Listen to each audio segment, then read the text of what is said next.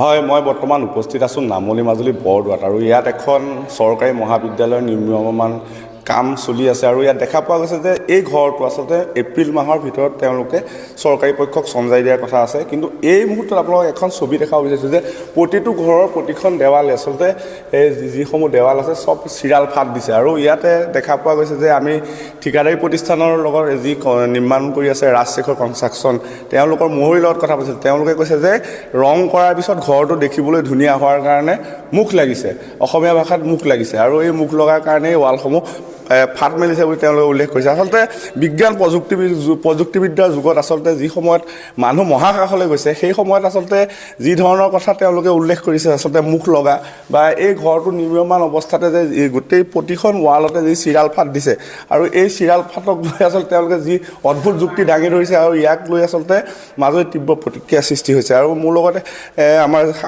সাংবাদিক তীৰ্থ ভূঞা আহিছে, তেওঁৰ পৰা জনাৰ চেষ্টা কৰিব। আচলতে এই ঘৰটোত মুখ লাগিছে বুলি কনষ্ট্ৰাকশ্যন কোম্পানীয়ে উল্লেখ কৰিছে। কি অদ্ভুত যুক্তি তেওঁলোকে দিবলৈ বিচাৰিছে।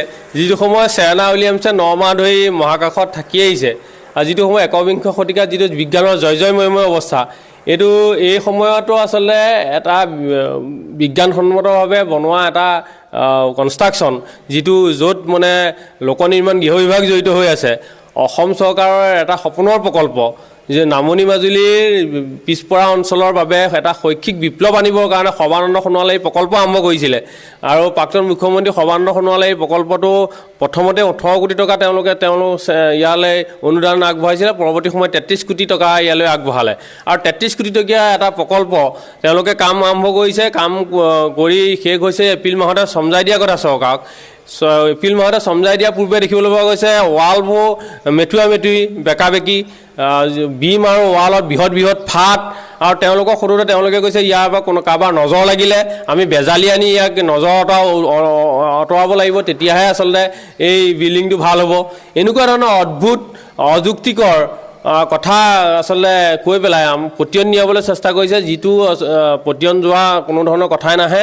ইয়াত দুৰ্নীতি হৈছে স্পষ্ট আৰু তলৰ কনষ্ট্ৰাকশ্যন তলৰ পৰা দুৰ্নীতি আৰম্ভ হৈছে। কনষ্ট্ৰাকশ্যন কৰোঁতে পাইলিঙৰ সময়ৰ পৰাই ইয়াত খেলি মেলি হৈছে আৰু যেনেধৰণে বনাব লাগে পাককলমতে যেনেধৰণে বনাব লাগে তেওঁলোকে বনোৱা নাই। নিজৰ ময়মতালি খেয়াল খুচি মতেই বিতৰ্কিত যিটো ঠিকাদাৰ প্ৰতিষ্ঠান ৰাজশেখৰ কনষ্ট্ৰাকশ্যন তেওঁলোকে নিৰ্মাণ কৰিছে। বিভিন্ন অভিযোগ আছে এই ৰাজশেখৰ কনষ্ট্ৰাকশ্যন ওপৰত আৰু এতিয়াও দেখিবলৈ পোৱা গৈছে চমজাই দিয়াৰ পূৰ্বেই আমি যেতিয়া আহি পেলাই দেখোঁহি ৰাইজৰ অভিযোগৰ ভিত্তিত চাৰিওফালে কেৱল চিৰাল ফাট, ৱালত চিৰাল ফাট, তলৰ কনষ্ট্ৰাকশ্যনত চিৰাল ফাট, ইয়াত বিমত চিৰাল ফাট, এনেধৰণৰ চিৰাল ফাট আচলতে যদি কনষ্ট্ৰাকশ্যন ভালকৈ কৰে কোনো প্ৰকাৰে হ'ব নোৱাৰে। অযুক্তিকৰ কথা তেওঁলোকে ইয়াত কৈছে যে কাৰোবাৰ মুখ লাগিছে, এনেকুৱা ধৰণৰ অযুক্তিকৰ কথা পতিয়ন নোযোৱা কথা কৈ আচলতে আমাক বিপথে পৰিচালিত কৰিবলৈ চেষ্টা কৰিছে। ই অতি হাস্যকৰ আৰু দুৰ্ভাগ্যজনক কথা। অতি শীঘ্ৰেই ইয়াৰ ওপৰত উচিত তদন্ত হ'ব লাগে আৰু এই যি কনষ্ট্ৰাকশ্যন কোম্পানীটো আছে কোম্পানীৰ ওপৰত বিহিত ব্যৱস্থা গ্ৰহণ কৰিব লাগে। তেওঁলোকৰ যি দুৰ্নীতি হৈ আছে এই দুৰ্নীতি থাকিবলৈ চাগে এনেধৰণৰ কথা তেওঁলোকৰ দুৰ্নীতি আছে। আগতো আমি দেখুৱাইছোঁ ৰাজশেখৰ কনষ্ট্ৰাকশ্যনে কেনেধৰণে মাজুলীৰ কাম আৰম্ভ কৰিছে, সকলোতে কেৱল দুৰ্নীতি। কিন্তু এই দুৰ্নীতি ঢাকিবৰ কাৰণে তেওঁলোকে চেষ্টা কৰে আৰু লোকচক্ষুৰ আঁৰত অতি ভিতৰুৱা জেগা এই বৰদোৱা ইয়াত নিৰ্মাণ কৰিছে। ইয়াত চাওঁতে নাই আৰু ইয়ালৈ সহজতে সাধাৰণ মানুহ ইয়ালৈ প্ৰৱেশ নিষিদ্ধ, দল সংগঠন বা সাংবাদিকৰ প্ৰৱেশ নিষিদ্ধ কৰি ৰাখে সন্মুখতে ডাঙৰকৈ এখন গেট দি থৈছে। গতিকে আমি অতি কৌশলে ইয়ালৈ সোমাই আহি পেলাই দেখিছোঁ যে এই যিসমূহ ৱাল প্ৰত্যেকখন ৱালতে বৃহৎ ফাট, বিমত বৃহৎ ফাট, এনেধৰণৰ ফাট আচলতে কেনেধৰণে মেলিবলৈ পালে। সামান্য যদি ভূমিকম্প হয়, সামান্য যদি ধুমুহা কিবা হয়, সকলো এই ৱালবোৰ ফাটি যাব। তেওঁলোকে পটিন মাৰি পেলাই তাৰ ওপৰত পেইণ্ট কৰিছে।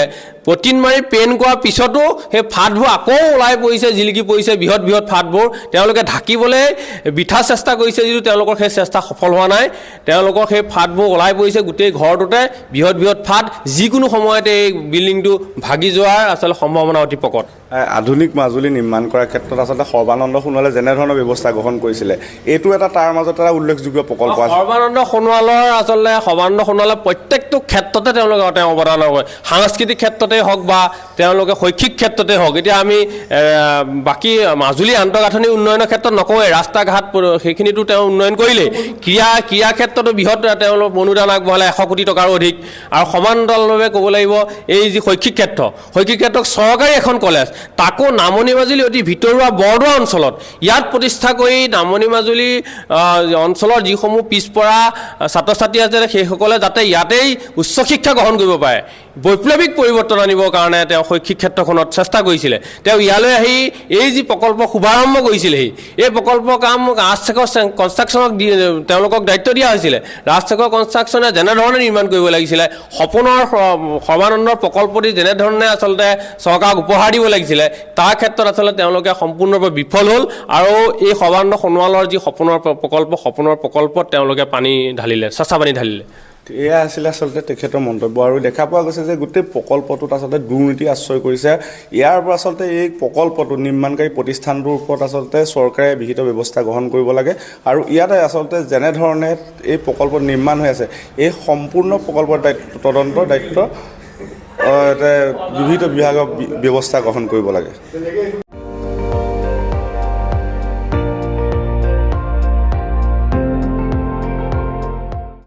আপুনি চাই আছে ND24, সৰ্বশ্ৰেষ্ঠ নহয় সৰ্বোত্তমৰ দৌৰত।